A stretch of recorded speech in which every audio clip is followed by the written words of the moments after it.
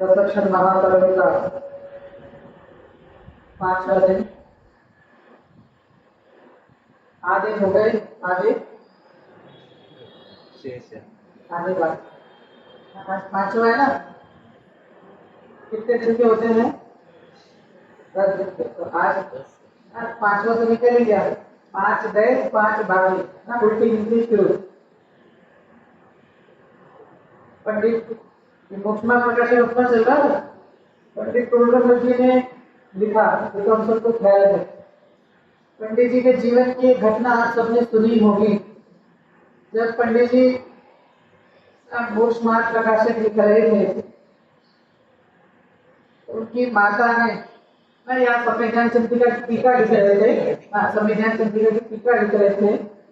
तब एक दिन ना उनने अपनी माँ से बोला कि आज के खाने में नमक नहीं डाला। तो माँ ने क्या जवाब दिया कि मैं तो पिछले 6 महीने से खाने में नमक नहीं डालती हूँ, लेकिन तुम्हें आज भाषित हुआ। इसका मतलब ये कि पिछले 6 महीने से तुम्हें ना इधर की तरफ लक्ष्य नहीं था। टीका लिख रहा था, तन्मय होकर के वो टीका लिखी। ज्ञानियों ने, आचार्यों ने जो जिनवाणी लिख करके हमको भेंट दिए ना, ये वास्तव में गॉड गिफ्ट है ना। इससे बड़ा कोई दूसरा गिफ्ट नहीं हो सकता ना। हम जिस छोटे मोटे गिफ्ट के लिए भागते हैं ना कि इसने मुझे ये गिफ्ट दिया, इसने मुझे ये गिफ्ट दिया।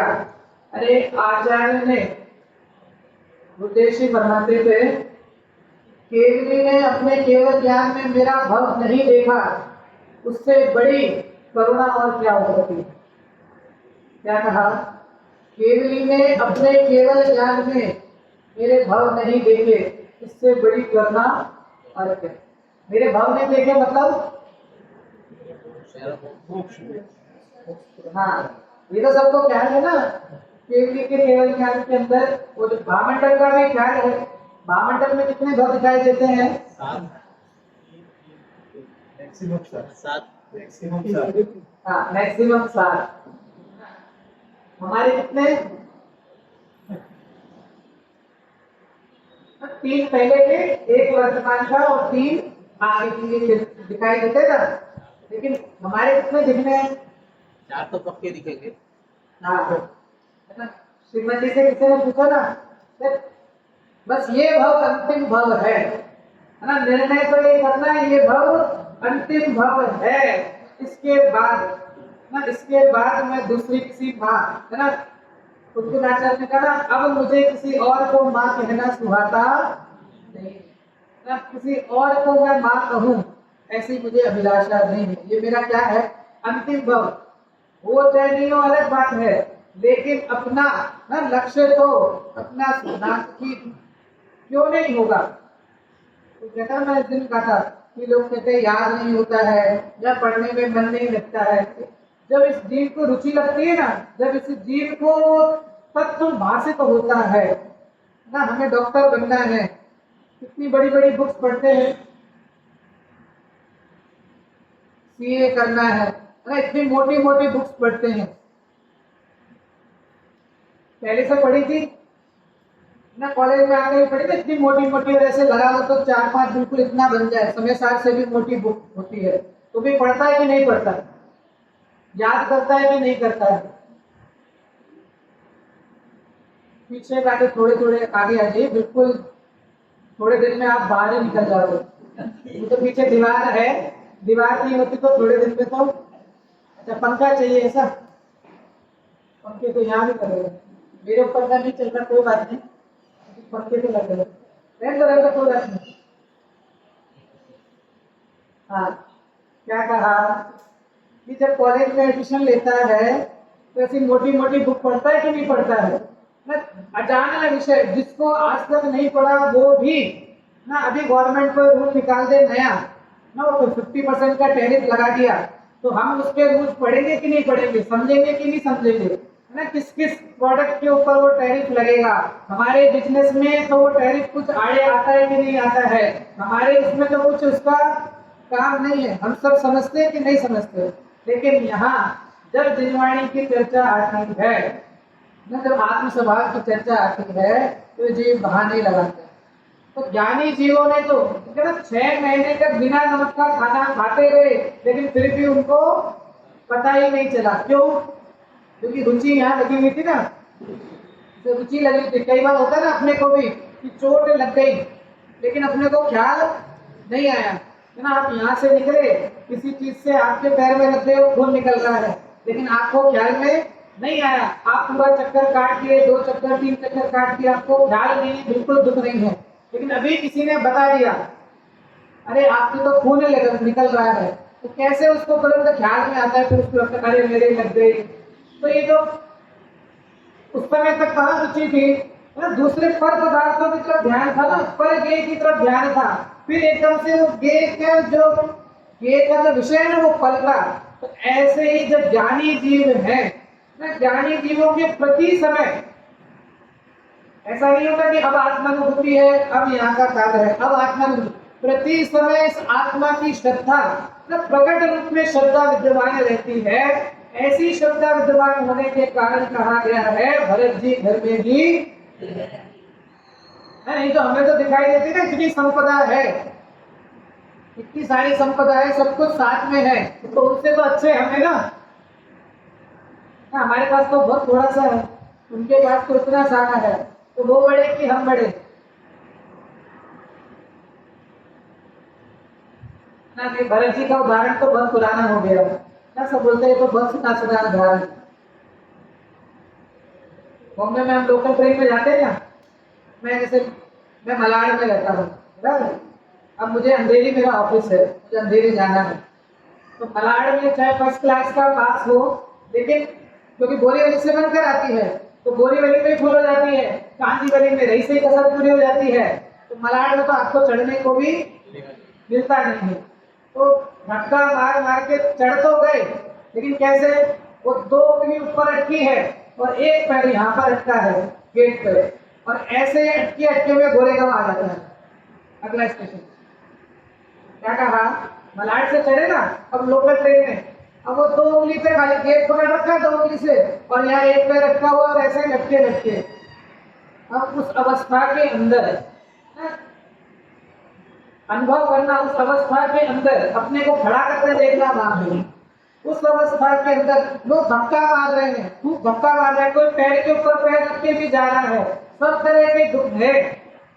किसी ने कहा इतना दुख सहन क्यों करते हो, ये उंगली छोड़ दो ना। क्या कहा?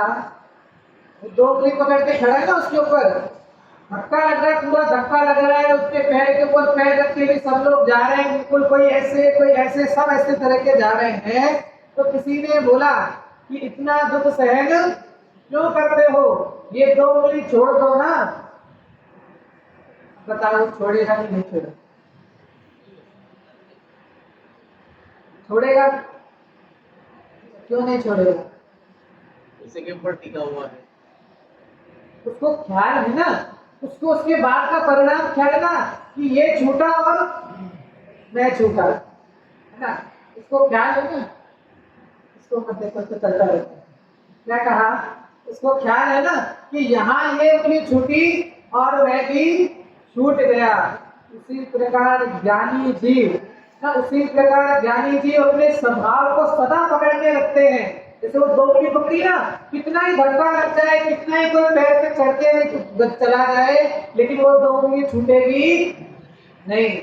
ऐसे ही ज्ञानी जीवों ने स्वभाव की डोर ऐसे पकड़ी हुई है, कैसे ही परिणाम आ जाए, कर्म का कैसा ही उदय तो नहीं बन जाए, लेकिन ज्ञानी अपने स्वभाव से विमुख नहीं, क्योंकि उनको ख्याल है ना कि एक बार स्वभाव की दृष्टि छूटी, फिर ये 84 लाख का चक्कर वापस से चालू हो गया। पेंशनी का तो बोल है ना कि जिसने इस पतंग वाला बोल है ना कि पतंग आकाश में कितने ही ऊपर उड़े, लेकिन उसकी डोर हाथ में हो तो चाहे उत्तरंग अवस्था हो चाहे निस्तरंग अवस्था, मतलब चाहे तेज हवा का झोंका आए तो भी हम गोले मार के उसको संभाल लेंगे, और चाहे हवा बंद हो जाए तो भी हम उसको क्या बोलते हैं, झुमकी मार मार के उसको ऊपर करेंगे, उसको पतंग को नीचे गिरने नहीं देंगे। ऐसे ही ज्ञानी जीव इस स्वभाव की डोर को पकड़ते रखते, चैतन्य की डोर को पकड़ते रखते हैं कि चाहे कैसा ही कर्म का उदय क्यों नहीं आ जाए, चाहे साता का हो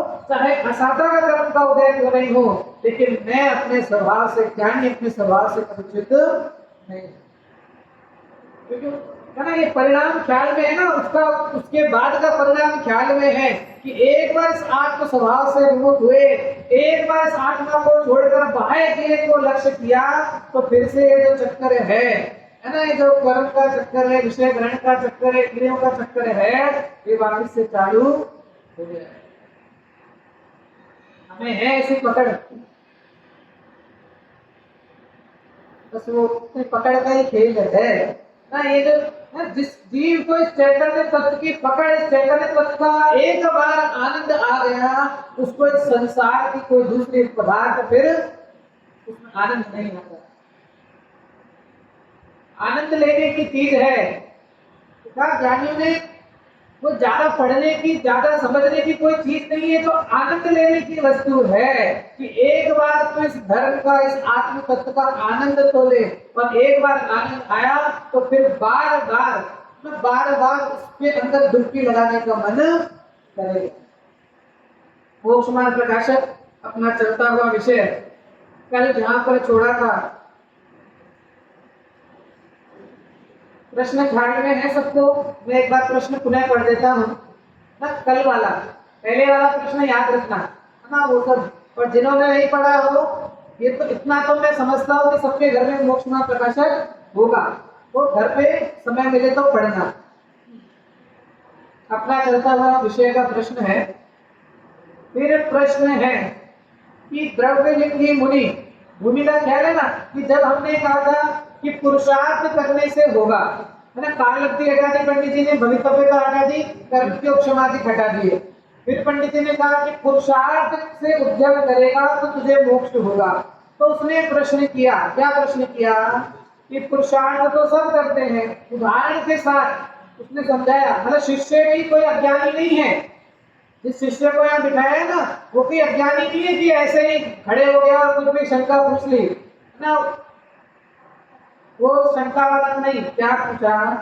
फिर प्रश्न है कि द्रव्यलिंगी मुनि, मोक्ष के अर्थ, किसके अर्थ?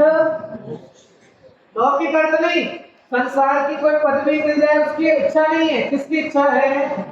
द्रव्यलिंगी मुनि मोक्ष के अर्थ गृहस्थपना छोड़ करके तपस्चरण आदि करता है, वहां पुरुषार्थ तो किया लेकिन कार्य सिद्ध नहीं हुआ, इसलिए पुरुषार्थ करने से तो कुछ सिद्धि नहीं है। द्रव्यलिंगी है ना, द्रव्यलिंगी के स्वरूप को भी अगर आप देखो तो इसी में 7वें अधिकार के अंदर, चलिए मैं बता ही देता हूं एक बार आपको।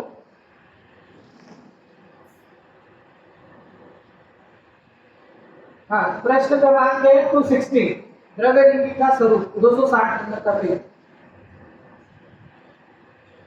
गुजराती में शायद थोड़ा 2 पेज आगे होगा, 258 समथिंग होगा,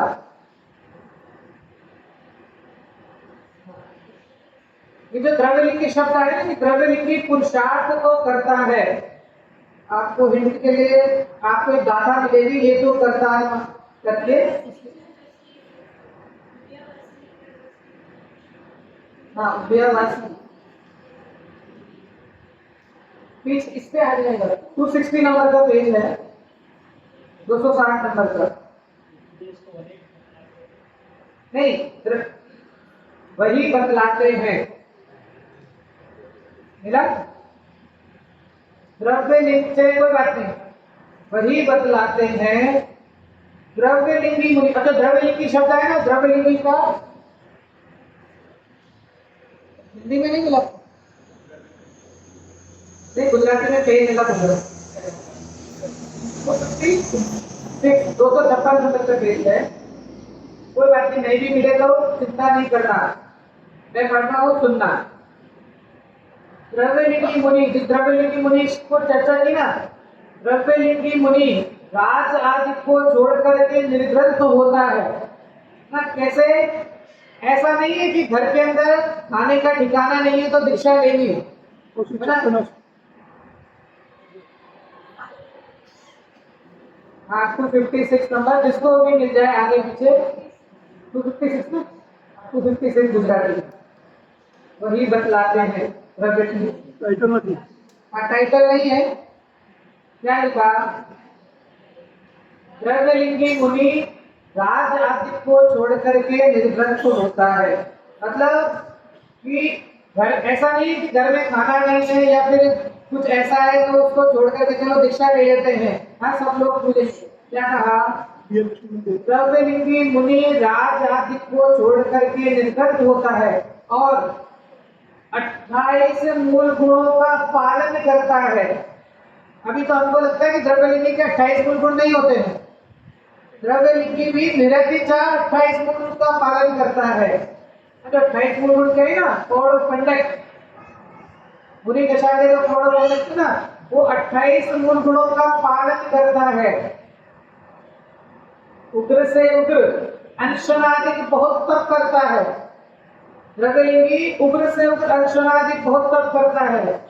सुदादिक 22 परिचय सहता है। शरीर के खंड खंड होने पर भी व्यग्र नहीं होता। इसकी चर्चा चल रही है द्रव्यलिंगी मुनि की, कि अभी तो द्रव्यलिंगी मुनि दशा भी कैसी है कि वो उग्र से उग्र अंशनादिक तप करता है, सुदादिक 22 परिचय सहता है, शरीर के खंड खंड होने पर भी व्यग्र नहीं होता, व्रत भंग के अनेक कारण मिलने पर भी दृढ़ रहता है, किसी से क्रोध नहीं करता, ऐसे साधनों का मान नहीं करता, ऐसे साधनों में कोई कपट नहीं है और इन साधनों के द्वारा इस लोक परलोक के विषय सुख को नहीं चाहता, ऐसी तो उसकी दशा हुई है। इसकी चर्चा द्रव्यलिंगी की। अभी हमें तो क्या लगता है द्रव्यलिंगी, अरे अभी तो हमें द्रव्यलिंग का स्वरूप भी ख्याल में नहीं है। क्या कहा कि इतना सब करता है, उग्र से उग्र अनशन करता है, तप धारण करता है, व्रत आदि करता है और ऐसे साधनों का मान नहीं कि मैंने 6 दिन के उपवास कर लिए, 7 दिन के, 10 दिन के कर लिए तो लोग मेरी क्या करें? पूजा करें, है ना, लोग मेरे को माने, लोग मेरी पूजा करें। क्या लिखा कि इतने साधनों के द्वारा इस लोक परलोक के विषय, लौकिक भी नहीं और परलोक की भी नहीं, मैं इस लोक परलोक के विषय को नहीं चाहता, ऐसी तो उसकी दशा हुई है। मतलब ऐसी तो द्रव्यलिंगी की दशा है। लिखा यदि ऐसी दशा ना हो तो ब्रह्म पर्यंत कैसे पहुंचे? क्या कहा? यदि ऐसी दशा नहीं हो ना तो ब्रह्म तक भी कैसे जाए? जिसकी चर्चा करते ना, अंतिम ब्रह्म लौ की हद पायो अनंत क्रिया, हमने अनंत बार अंतिम ब्रह्म तक जाकर आए। ना हमने मुनि दशा अंगीकार की कि नहीं की? ना हमने इतनी बार मुनि दशा अंगीकार की कि हमारे मुनि दशा के पिछी कमंडलों का ढेर लगा दिया जाए तो एक सुमेरु पर्वत खड़ा हो जाए।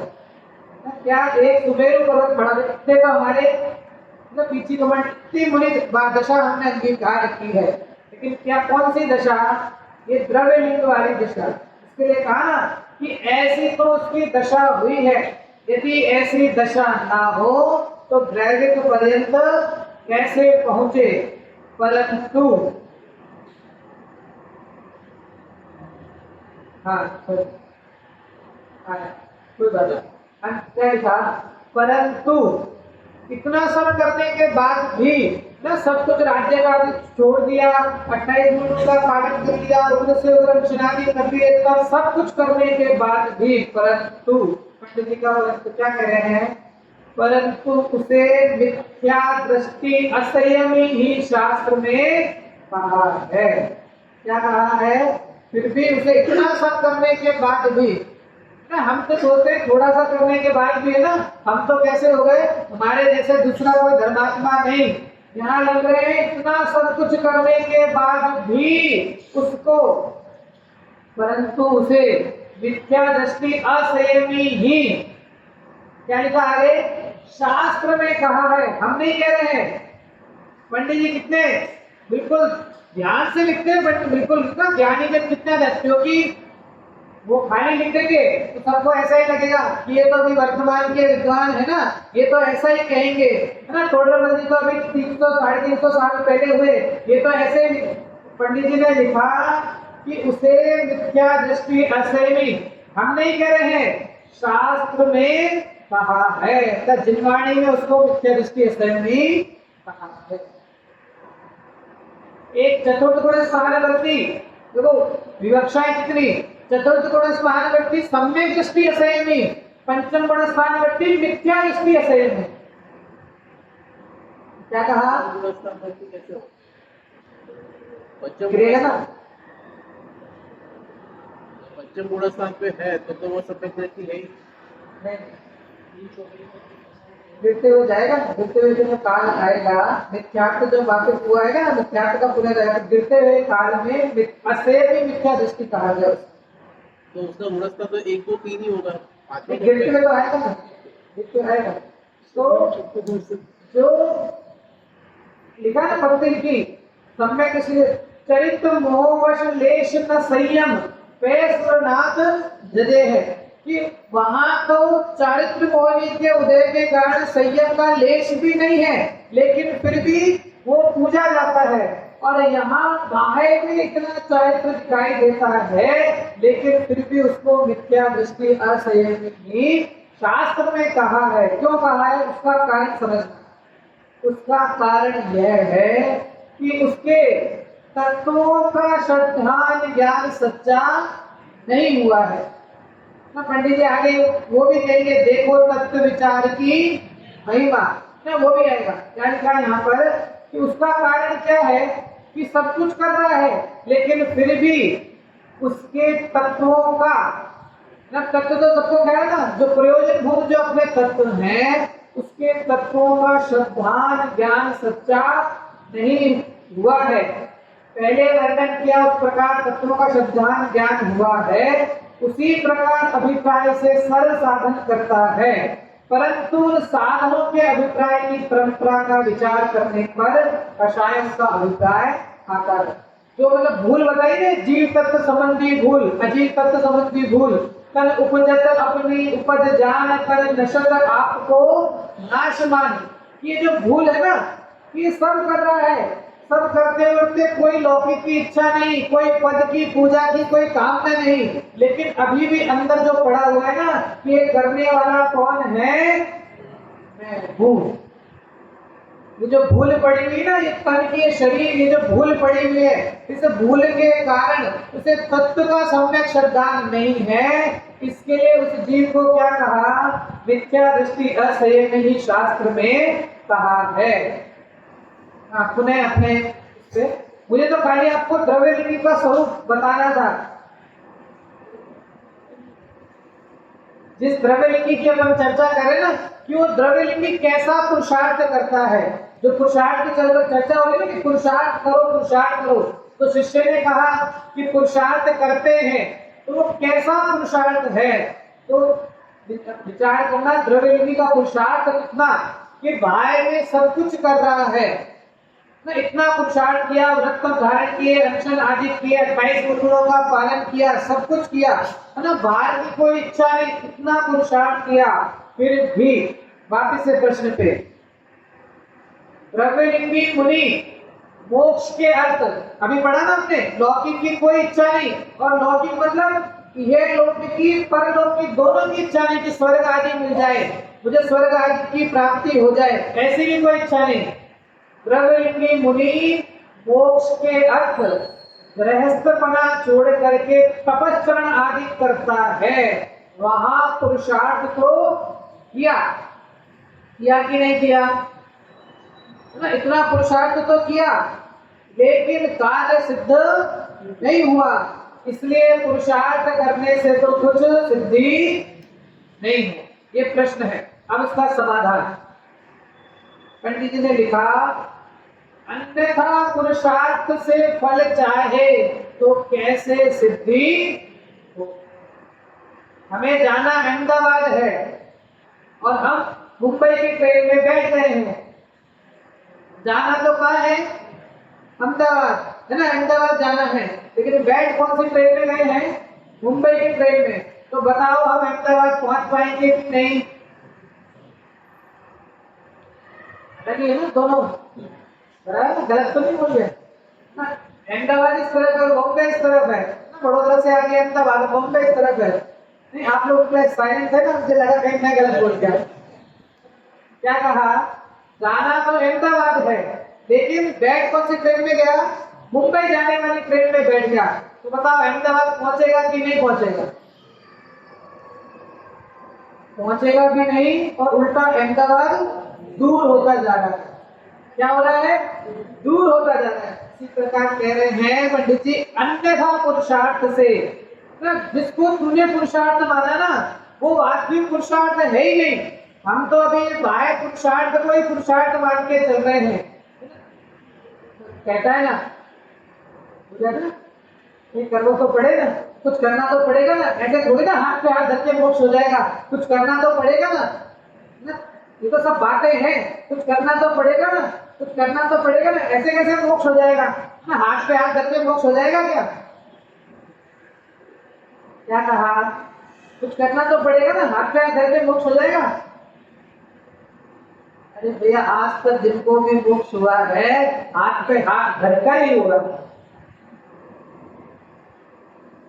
कहते ना, कुछ करना तो पड़ेगा ना, तुम लोग तो बस है ना, कुछ करना नहीं, कुछ करना नहीं, बस आत्मा आत्मा करते जाओ, आत्मा आत्मा करते जाओ, ऐसे थोड़ी ना मोक्ष होता है। आत्मा आत्मा बोलने से मोक्ष हो जाएगा, कुछ करना तो पड़ेगा ना। उसको समझाते भैया, अनंत का जितने भी सिद्ध हुए हैं, सब करना छोड़ करके ही, हाथ पे हाथ धर कर ही सिद्ध हुए हैं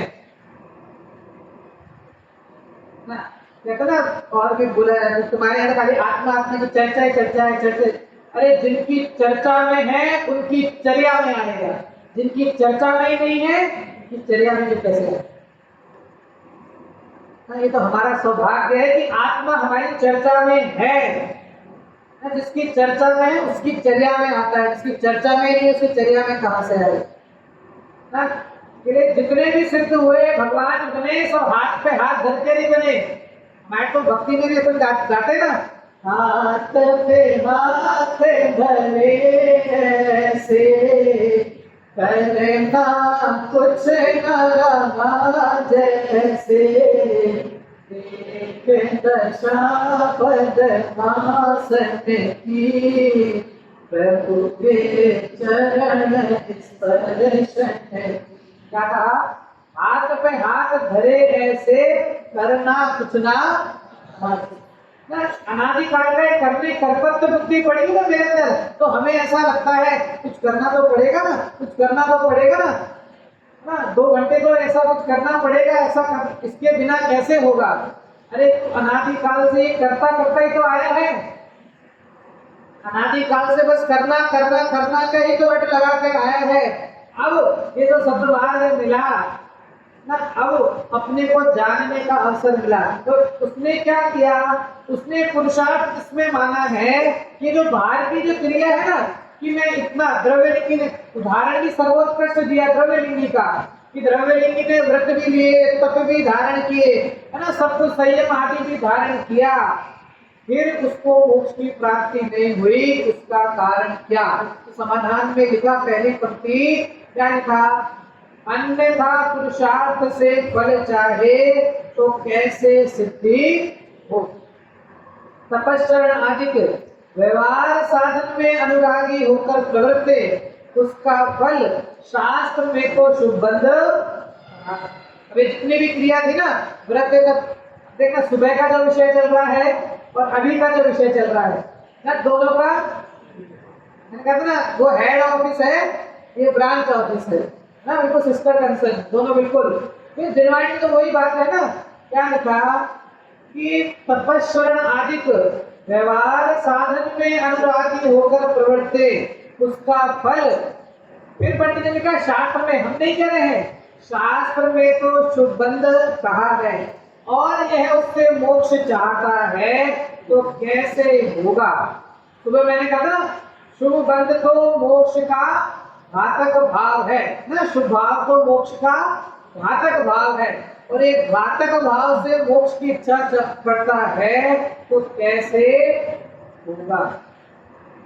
तो शुभ भाव, ये जितना भी पुरुषार्थ किया, ये शुभ भाव रूपी पुरुषार्थ कर रहा है, और इच्छा किसकी कर रहा है? शुद्ध अर्थात मोक्ष भाव की इच्छा कर रहा है, तो वो कैसे होगा।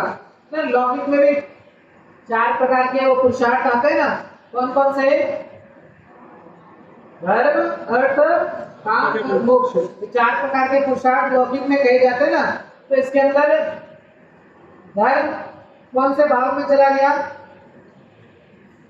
शुभ भाव में। अर्थ और काम किसमें चला गया? अशुभ भाव में। और चौथा क्या है?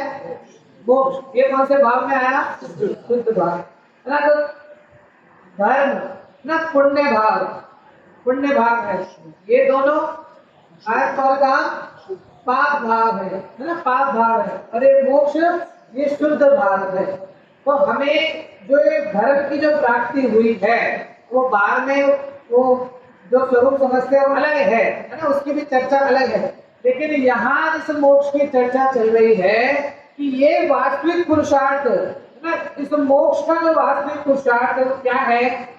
एक दिन पहले का विषय याद करना, पुरुषार्थ कैसा? जिनेश्वर देव के उद्देश्य अनुसार। हमने कहा था ना पुरुषार्थ कैसा करना? जिनेश्वर देव के उद्देश्य अनुसार, जैसा जिनेन्द्र भगवान ने बताया है। तो यहाँ क्या लिखा? जिनेश्वर देव के बताए अनुसार तो करता नहीं है, क्या लिखा? अन्यथा पुरुषार्थ करता है और फल मोक्ष की चाहता है ना, तो उसका फल तो शास्त्र में शुभ बंध कहा है, और यह उससे मोक्ष चाहता है तो कैसे होगा। यह तो भ्रम है ना। पंडित जी ने भ्रम शब्द बहुत लिखा है मोक्ष प्रकाशन में, यह तो भ्रम है ना, लिखा ना एक जगह कि भ्रम जनित रोग के दूर करने का उपाय भ्रम को दूर करना है ना। जो भ्रम जनित रोग है ना, कि मैंने रोग नहीं है, जैसे मैंने इस माइक को पकड़ लिया और मैं कह रहा हूं माइक ने मुझको पकड़ लिया, तो बताओ किसने इसको पकड़ा? क्या कहा? मैंने इस माइक को पकड़ लिया और मैं कह रहा हूं माइक ने मुझको पकड़ लिया, किसने इसको पकड़ा? मैं छूट सकता हूं कि नहीं छूट सकता? मुझे माइक ने पकड़ा है, मुझे घर वालों ने पकड़ रखा है ना, मुझे बिजनेस ने पकड़ रखा है, मुझे दुकान ने पकड़ रखा है, मुझे घर ने पकड़ रखा है ना। माइक पर तो ऐसा लगता है भैया की गलती है ना, अब अपने ऊपर घटित करना ना। मुझे घर वालों ने पकड़ रखा है, मुझे बिजनेस में पकड़ रखा है, मुझे है ना, ये जितने भी संयोग हैं, जितने भी बाहर के संयोग हैं, उनने मुझे क्या कर रखा है? पकड़ रखा है। आप बोलो भैया, पकड़ रखा है। ख्याल आना चाहिए, वस्तु मतलब वास्तविक स्थिति ख्याल आनी चाहिए। उनने मुझे पकड़ा है कि मैंने उनको पकड़ा है। बहुत अंतर है दोनों में, दोनों में बहुत अंतर है। उनने मुझे पकड़ा है कि मैंने उनको पकड़ा है। जो संयोग है ना, सब आके मिलते गए। सुबह जैसे बोलते ना, मेरे के अंदर पंछी जन्म गए, लेकिन मैंने है ना, जैसे जैसे वो मिलते गए, मैंने उसके अंदर क्या किया, मैंने उसके अंदर ममत्व बुद्धि धारण की। मैंने उसके अंदर मोह लिया कि ये मेरी स्त्री, ये मेरा पुत्र, ये मेरा मकान, ये मेरी दुकान, ये मेरा घर, ये मेरा फोन, जितने भी संयोग हैं है ना, उसमें मेरे ममत्व बुद्धि की। इसके कारण से दुखी भी कौन होता है? मैं होता है ना। जब संयोगों में, ठीक है ना, जब वो संयोग मेरे अनुसार परिणमित नहीं करते हैं, तब मैं दुखी होता हूं ना। इसी मोक्षमान प्रकाशक के अंदर एक उदाहरण दिया है, आप पर ढूंढना मैं बता देता हूं ना। बहुत उदाहरण सबने सुना ही होगा। तीसरे अधिकार के अंदर उदाहरण है, खाली उदाहरण में बोल रहा हूं। चारित्र दर्शन मोहनी की अवस्था में उसके अंदर उदाहरण क्या है। जैसे पेज नंबर मेरे में 56 है, नहीं भी मिलेगा तो कोई बात नहीं है ना। क्या लिखा, दो उदाहरण दिए। पहला उदाहरण दर्शन मोह से दुख और उससे निवृत्ति की हेडिंग है, उसके अंदर जैसे पागल को किसी ने वस्त्र पहना दिया। क्या उदाहरण है? पागल को किसी ने वस्त्र पहना दिया, वह पागल उस वस्त्र को अपना जान करके अपने को और वस्त्र को एक मानता है। वह वस्त्र पहनाने वाले के अधीन होने से कभी फाड़ता है, कभी जोड़ता है, कभी खोसता है, कभी नया पहनाता है, इत्यादि चरित्र करता है। वह पागल उसे अपने अधीन मानता है, लेकिन उस वस्त्र की पराधीन क्रिया होती है, उससे वह महाखेद खिन्न होता है। क्या कहा? वो पागल कौन? वो पागल कौन? अभी तो बोलने में भी ऐसा लगता है मुझे। हम तो पाठशाला में बच्चों को पढ़ाते ना, पागल ना जो पापों को गलाए ना, जो संसार से जिसको संसार जिसको रुचता नहीं है, वो पागल, जिसको संसार से रुचि नहीं लगती है। क्या कह रहे हैं?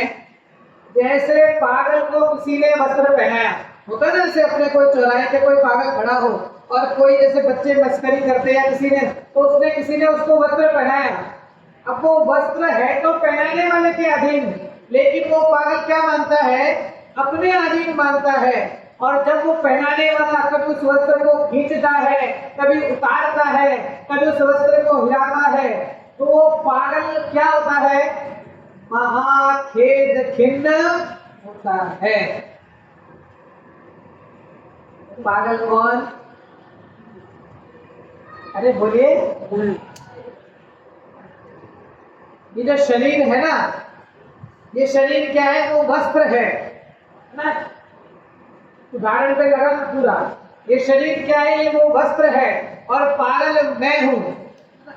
ये वस्त्र तो किसी अन्य के अधीन, पुद्गल है ना, कर्म आदि के अधीन है, पुद्गल के अधीन है तो पुद्गल के अधीन, लेकिन मानता क्या हूं? मेरे अधीन है। क्या मानता हूं? अपने अधीन मानता हूं। अब ये कभी मोटा होता है, कभी पतला होता है, कभी काला होता है, कभी गोरा होता है, कभी एक रंग में कुछ होता है, कभी उसमें कुछ होता है ना। ये तो पुद्गल के अधीन है ना, ये तो पुद्गल के अनुसार परिणमन करता है, लेकिन ये जीव इसको अपने अनुसार परिणमित कराना चाहता है, और ये अपने अनुसार परिणमित नहीं होता, तो ऐसी अवस्था में महाखेद खिन्न होता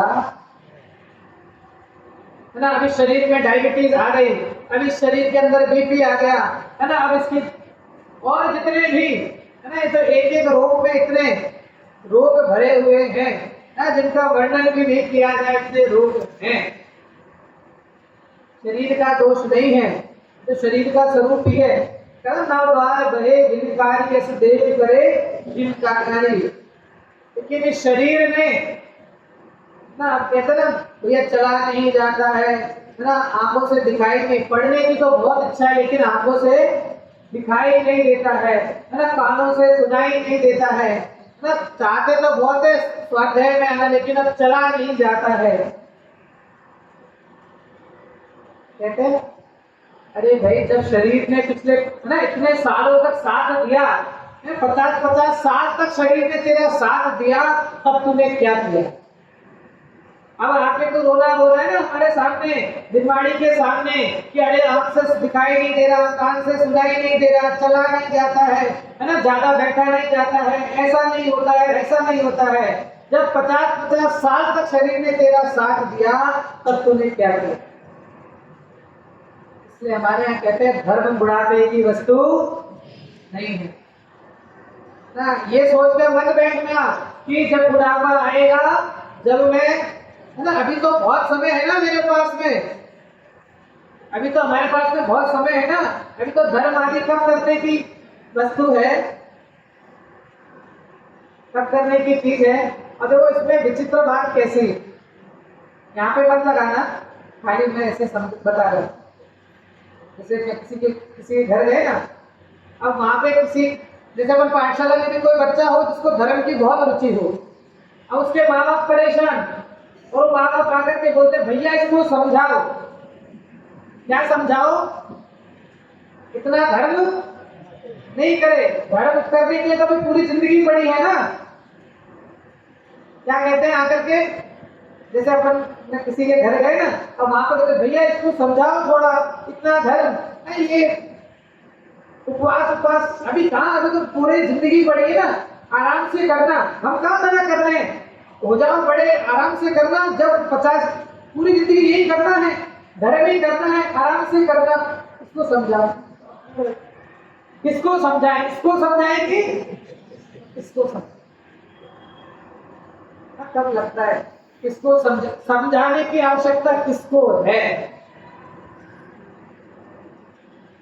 बहुत विचार आवश्यकता है ना। हम मान के बैठे हो मैं तो रहने वाला हूँ ना, मैं तो जैसे मैं सदा काल रहने वाला हूँ, ऐसा मान के बैठे भैया, एक क्षण का भरोसा नहीं है। इसलिए कभी भी ना, कभी भी कल के ऊपर टालने जैसा नहीं। ये तो मेरा कार्य है, अपना स्वयं का निज का कार्य समझ के करना मेरा कार्य है। मौका मिला है, अवसर आया है, सब तरह से अनुकूलता मिली है, ऐसे अवसर आने के बाद भी यदि मैं अपना कार्य नहीं करता तो ना जाने, है ना, ना जाने के लिए अवसर दोबारा आएगा कि नहीं आएगा।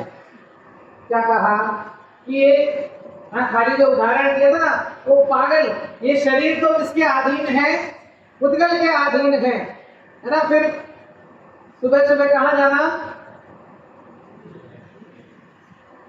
है ना, मंदिर जाने के।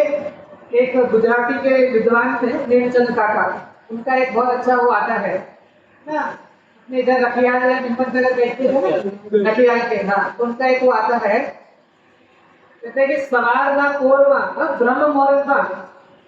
पहले लोग होते थे ना, अब जिनको जैसे वो गेट पर अखबार आता है और बिना अखबार वांचे उनके मतलब कहते ना दैनिक कर्म स्टार्ट नहीं होता ना, बिना अखबार वांचे उनका डेली का रूटीन शुरू नहीं होता। अब वो सुबह का टाइम है, 6:30 बजे अखबार लिखने का आने का टाइम है, अब वो 6:30 से चक्कर काट रहा है, आएगा आएगा ना, बार बार बाहर मेन गेट पर जाता है, फिर अंदर आता है, जाता है, आता है, जाता है, आता है, ना चक्कर लगा रहा है। तो वो कहते हैं सवार सवार ना पोरवा पागल कुतरानी જેમ ત્યાંથી ત્યાં આટો મારે છે, પણ બ્રહ્મ મુહૂર્તના જીનવાણી હાથમાં લેવાના ભાવ નથી આવતા, એના ભાગ્યની શું। क्या कहा? सुबह सुबह के काल में पागल कुत्ते की तरह ना, पागल कुत्ते तो इधर से उधर घूमता है, पागल कुत्ते की तरह यहाँ से वहां आटा मारता है, घूमता है, लेकिन जिनवाणी हाथ में लेने के भाव नहीं आते। विचार करना कि अभी हमारी रुचि बहुत है, विद्वानों की चर्चाएं तो और एक से एक ख्याल में आते हैं। ऐसे ही शायद नेमचंद काका का ही ऐसा एक उदाहरण है, मतलब उनके जीवन का एक वो है कि एक बार वो सिटी बस में, मतलब मैंने भी सुना ही है, एक बार सिटी बस होती है ना, तो सिटी बस के अंदर वो जा रहे थे। तब सिटी बस पूरी कॉलेज के टाइम पे तो कॉलेज के बच्चों से पूरी ठसाठस भरी हुई थी। अब वो कंडक्टर तो बिल्कुल आगे, और वो वहाँ चढ़े, बिल्कुल गेट के पीछे चढ़े ना। अब वो पीछे चढ़े तो कंडक्टर वहाँ तक, मतलब आवाज लगाए कंडक्टर को कि टिकट के लिए ना, 2 रुपए का टिकट था, टिकट के लिए आवाज लगाए उसको, कंडक्टर को बार बार बार बार, लेकिन पूरी ठसाठस भरी हुई थी तो कंडक्टर भी पहुंच पाए नहीं। उसने में उनका जो स्टॉप था वो स्टॉप आ गया। तो जो कॉलेज के बच्चे वहां खड़े थे ना, तो वो बोले, अरे काका काय को मगजमारी करते हो, उतर जाओ ना, आपका स्टॉप आ गया, कंडक्टर तो आगे है, क्यों मगजमारी करते हो, उतर जाओ ना। तो उन्होंने कहा, ये 2 रुपए का टिकट है ना, ये 2 रुपए तो भोगेगा, मतलब उनका लड़का जो भी नाम होगा, रतीलाल है, जो भी सुना, ये 2 रुपए भोगेगा तो रतीलाल, और इस 2 रुपए का पाप वो भोगेगा नीलचंद्र। समझ में आई? समझ में आई बात? ये जो 2 रुपए है ना, ये 2 रुपए तो कौन भोगेगा? रतीलाल, जो उनका लड़का है, क्योंकि अभी 2 रुपए बच गए ना, ये जो बच गए 2 रुपए, ये कौन भोगेगा? रतीलाल। लेकिन इस 2 रुपए का पाप वो कौन भोगेगा? एक चंद। तो भैया हमें ऐसी अनीति नहीं चाहिए। धर्म मात्र अंतर का ही नहीं सिखाता है, बाहर का जीवन भी सिखाता है। धर्म मात्र अंतर का जीवन ही नहीं सिखाता, बाहर का जीवन जीने की कला भी सिखाता है ना। ये जो 2 रुपए बचे ना, कि भैया ऐसी अनीति हमें नहीं, हम कई बार ऐसा कर लेते ना, तो उसके लिए ऐसी अनीति हमारे को चलती नहीं है ना, कि ये 2 रुपए तो भोगे रतीलाल और 2 रुपए का पाप भोगे नहीं। कहा कि इसके लिए ये जब मेरे पुरुषार्थ की जो दशा है ना, उस दशा को सम्यक करने की आवश्यकता है। तो अब तक जिस पुरुषार्थ को पुरुषार्थ मान के बैठा है, शास्त्र में उस पुरुषार्थ को सम्यक नहीं था लिखा ना। ठाकुर ने जो क्या लिखा कि ये जो पुरुषार्थ जो तू कर रहा है, वो पुरुषार्थ तो कैसा, उसका फल तो शास्त्र में शुभ फल कहा है, और ये उससे मोक्ष चाहता है तो कैसे होगा, यह तो भ्रम है। पंडित जी ने समाधान किया। अब शिष्य पुनः प्रश्न करता है, शिष्य भी कह रहा है कोई बात नहीं, ठीक है, भ्रम है ना, कोई बात नहीं। फिर प्रश्न है कि ब्रह्म का भी तो कारण कर्म ही है, पुरुषार्थ क्या करे। शिष्य ने ठान लिया है कि ठीकरा कर्म के ऊपर ही छोड़ना है ना, अपने ऊपर, है ना, अपन को तो दूध से धुआ हुआ, अपने को तो निर्मल रहना है। क्या कहा कि आपने कहा ना, क्या कहा कि यह तो भ्रम है, तो यहाँ प्रश्न किया कि ब्रह्म का भी तो कारण कर्म ही है, पुरुषार्थ क्या करे, है ना। जब तक ये भ्रम रहेगा, कर्म रहेंगे, तो हमारा पुरुषार्थ क्या कर सकता है, तो उसका समाधान कहते हैं। नहीं, जो कथा चल रही ना, तास भ्रमण की है बहु कथा, कहूँ कहीं पुण्य था। नहीं, जो अनादिकाल की कथा है, वो कथा ऐसे ही चल रही है कि बार बार ज्ञानी जी समझा रहे हैं, लेकिन ये बार बार कि नहीं, कर्म है ना, कर्म ने मुझे दुख दिया, कर्म ने मेरे साथ ऐसा कर दिया, कर्म ने। अब समाधान करते हैं, क्या कह रहे हैं, सच्चे उपदेश से निर्णय करने पर भ्रम दूर होता है। ये जो तेरा भ्रम है ना, ये भ्रम ऐसा नहीं है कि दूर नहीं होगा, दूर होगा, लेकिन कैसे? सच्चे उपदेश से। उपदेश किसका? हाँ, बातें पुरानी याद रखना। किसका उपदेश? जिनेश्वर देव का। क्या लिखा? सच्चे उपदेश से निर्णय करने पर भ्रम दूर होता है, परंतु ऐसा पुरुषार्थ नहीं करता, इसी से भ्रम रहता है ना। उल्टा पुरुषार्थ करता है तो फिर ये भ्रम भी दूर कैसे होगा? निर्णय करने का पुरुषार्थ करे ना, जो भावना इसने भाई ना, बाहर में जो भावना भाता है, लेकिन वो भावना सम्यक रूप तक नहीं ला पाता है। भक्ति के अंदर आता है ना, नरक में जिसने भावना भाई, मानुष तन को पाने की, वेश दिगंबर धारण करके मुक्ति श्री को पाने की। लेकिन देखो आज ये हालत ममता के दीवाने की, चेतन होकर जड़ द्रव्यों से कैसा नाता जोड़ लिया। एक अनजाने राही के शिव पुर का मार्ग छोड़ दिया, ममता की पतवार न तोड़ी, आखिर में दम तोड़ दिया। क्या भावना भाई की?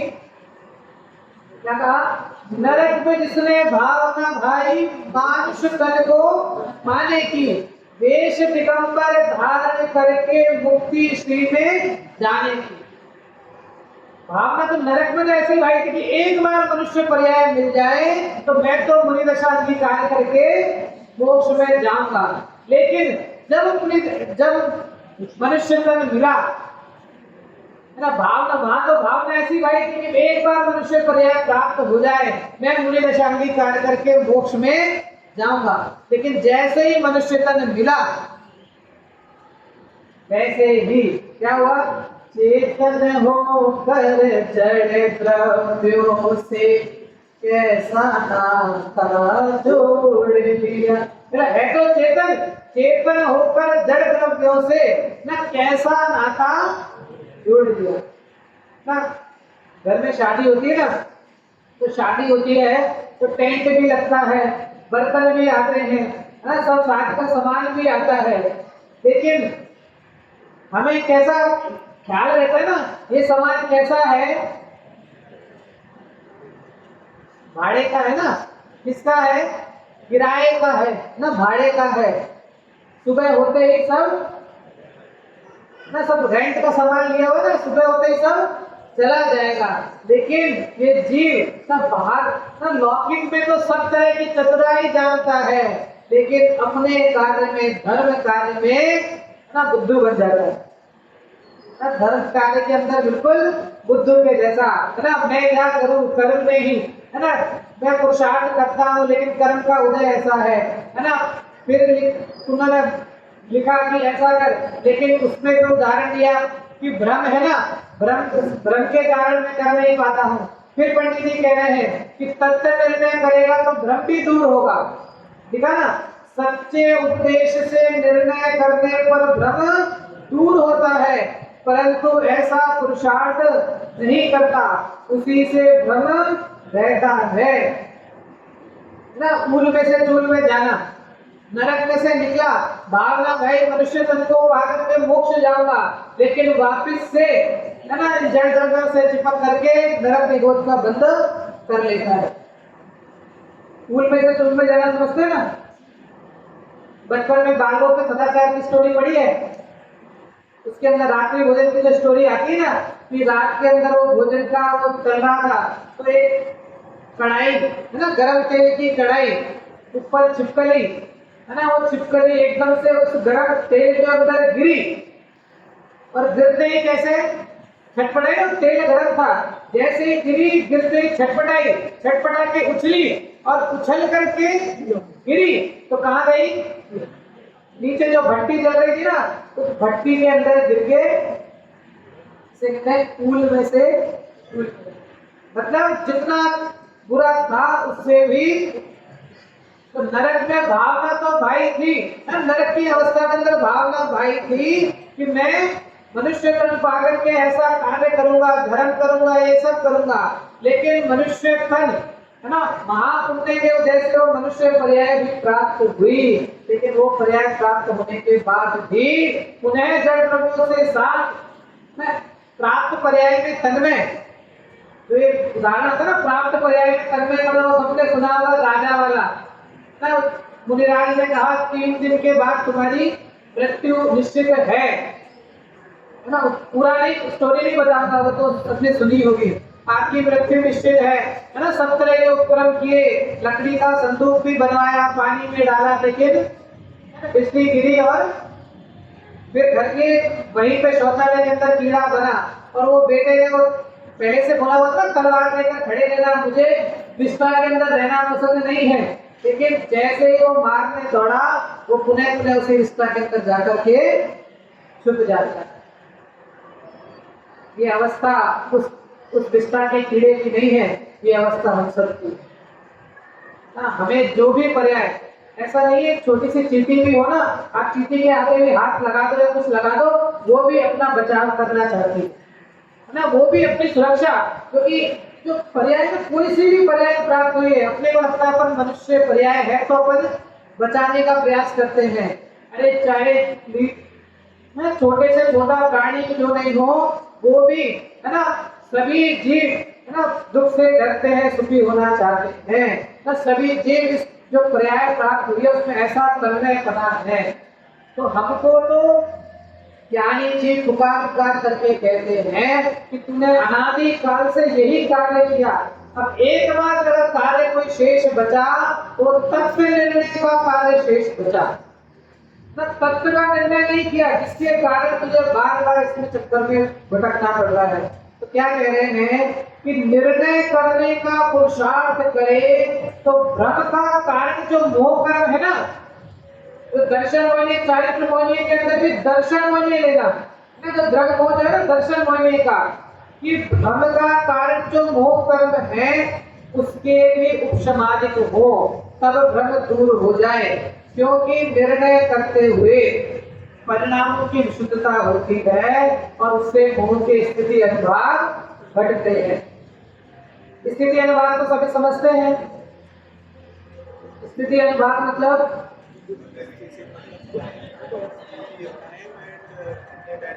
जितने कर्म का जो स्थिति, मतलब जितने टाइम तक का उनका बंधे हुए जो काल है वो स्थिति, और जो फल देने की सामर्थ्य है, जब उदय में जो फल देने की जो सामर्थ्य है वो उसका अनुभाग। चार प्रकार के ना, प्रकृतिबंध, प्रदेशबंध, स्थितिबंध और अनुभागबंध, यहाँ दो लिए ना, प्रकृतिबंध, प्रदेशबंध, स्थितिबंध और अनुभागबंध। तो जो स्थिति मतलब जो तुझे बांधे हुए जो कर्म है ना, वो जितने काल के लिए जो बंधे हैं, वो कर्म का जो उदय आएगा, अनुभाग जो आएगा, वो भी क्या होगा, घटता है। किससे, क्या लिखा, तत्व निर्णय करने का पुरुषार्थ करे तो भ्रम का कारण जो मोह कर्म है उसके भी उपशमादित होंगे, तब भ्रम दूर होगा। क्योंकि निर्णय करते हुए, तो भ्रम दूर होने का कारण, क्योंकि निर्णय करने से परिणामों की विशुद्धता होती है। क्या कहा, परिणामों की विशुद्धता होती है, उससे मोह के स्थिति अनुभाग घटते हैं। अरे तुझे करना नहीं पड़ेगा, स्वतः तू मात्र तत्व निर्णय कर, तुझे तो खाली तत्व निर्णय करने का उपदेश दिया है, तू मात्र तत्व निर्णय कर, ये कर्म के स्थिति अनुभाग तो स्वतः ही घटते जाते हैं।